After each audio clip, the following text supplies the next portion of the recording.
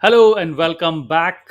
So, what is the most effective strategy for clearing CISSP exam?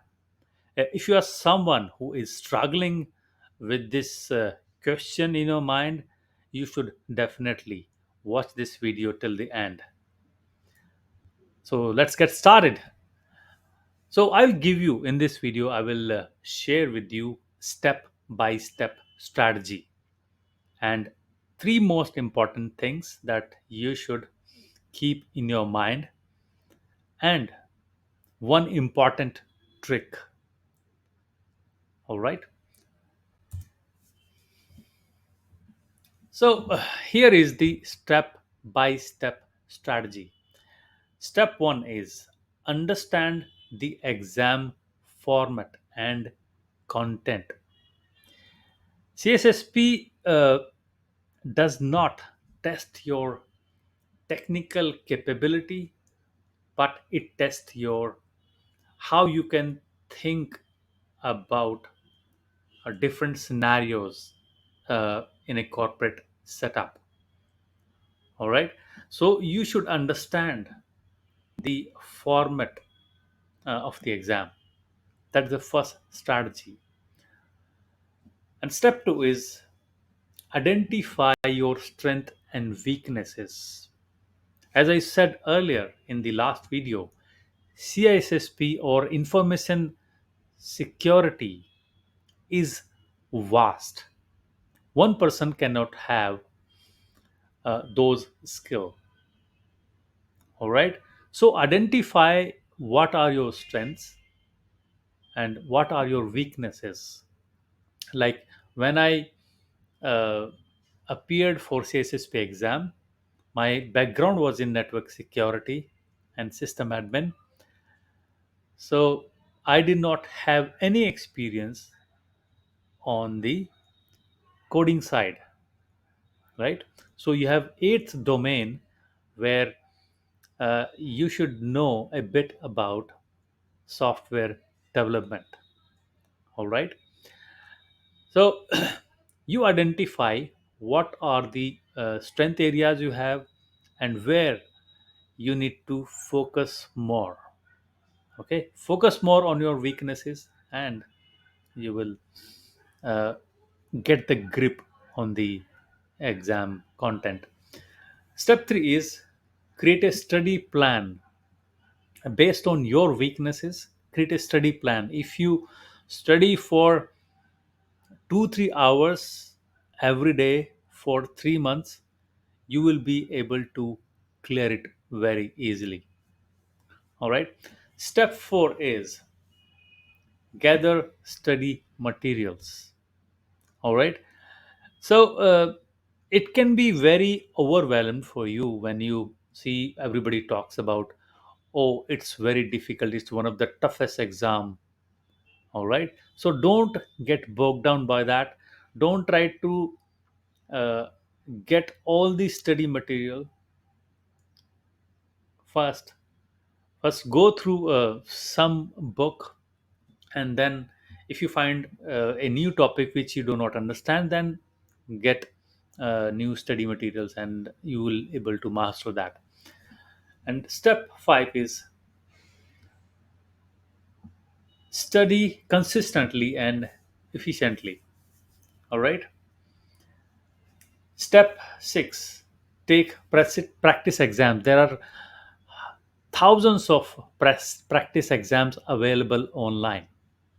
All right, you take that, you will be able to understand the exam format and what kind of questions they ask.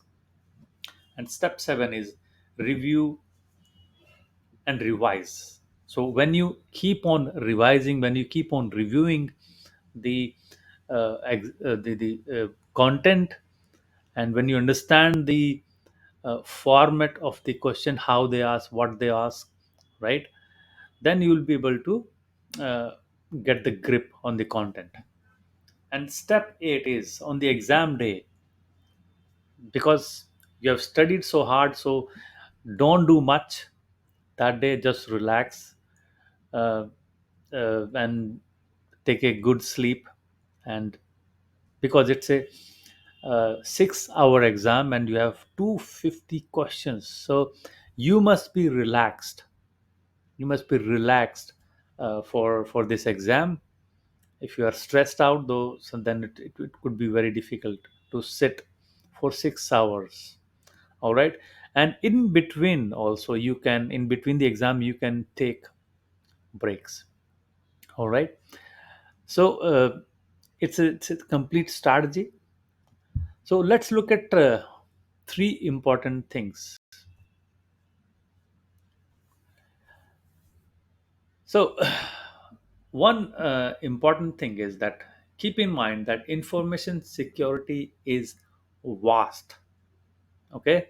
So don't get bogged down by the enormous information that you will come across. Let me show you what all different domains or areas you have in information security.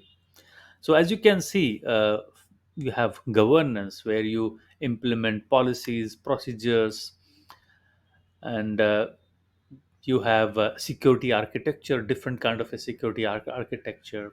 Then you have frameworks like COBIT, NIST, ISO standards and all. And then you have physical security, and you have risk assessment. You have uh, inside that you have penetration testing, you have risk assessment, and then you have security operations. Security operation itself is vast: threat intelligence and user education. All right. So so don't get bogged down by different you know domains or areas in information security. Just focus on what your core areas are and what your weaknesses are, so you'll be able to clear it easily. All right. So second important thing is read one book. If you read one book for 2 3 months, or you read one book for twice or thrice, that's enough. So I will share which book I read. I read Sean Harris. Okay, all in one, Sean Harris. I haven't bought any other book than this. I read this book twice or thrice, and it gave me the grip on the exam content. It gave me that clarity. So I would suggest that you go for this one book, and you will be able to clear the exam. All right. And third is, I think this is the most important thing: think like a CISO, Chief Information Security Officer. So why I'm saying this is, since info security is vast, you have different people, different departments involved when you are working in a job, involved in that in protecting your company's data and assets. So when you start thinking like a CISO, then you will be able to understand the scenarios given in the uh, exam, or given in the book, right? So when you start thinking like that, you will be able to answer them very easily. All right. So let's look at the scenario in business. Okay, what all different departments we have. So uh, I have made it very simple, uh, just for the sake of clarity. All right. And I have taken the example of a bank. So I have named this as a as ABC Bank. And you can see you have different departments here. You have data center, you have top management, business units, IT department, information security department, finance department, HR department, and admin department. So if you see data center or server room, I have kept it as a separate department. But It may be under the IT department, but just for the sake of clarity, just think of it as a separate department. All right. So, who all are involved when you talk about information security? When you uh, become chief information security of a company, then who all you will deal with? Okay, so you must understand the roles and responsibilities of uh, that. Okay, so let's look at that. All right. So, like, you have top management, you have CEO, you have CFO, CTO, and CISO.